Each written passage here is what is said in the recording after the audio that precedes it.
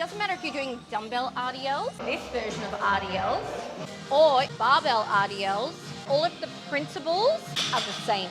Janeen has been growing for quite some time now. We're going to show you how to do RDLs so you too can have a booty like this. The quality of your repetitions are going to depend greatly on the way you set up. 3 things you want to look for when you're doing an RDL: bracing of the core, locking of the lats, find your hamstrings. Keep the load quite close to the body. So watch when Janeen performs these, she keeps the bar sliding against her legs. When she gets to the top of every repetition, she takes a breath in and braces.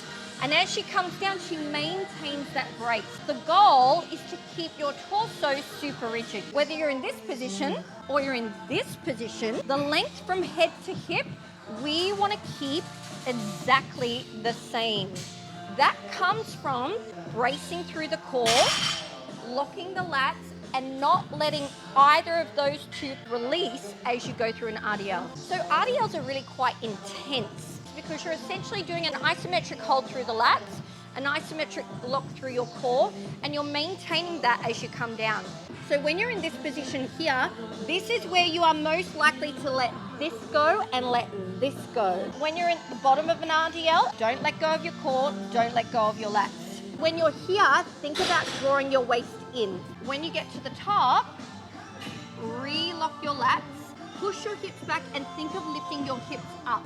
Because remember, we want to find the hamstring stretch. We don't only want the hips to go back, we want them to go back and slightly up. Think of lifting the hips that way, not only that way. Okay, breathe and brace. Brace the core, lock the lats. Don't only shift your hips back, shift your hips slightly up so that when you go through your repetitions, you're looking for that stretch between the hamstring and the glute. So if you can't find the hamstring stretch, think of lifting up slightly. Glutes like this come from getting that stretch and contraction as you go through your RDLs.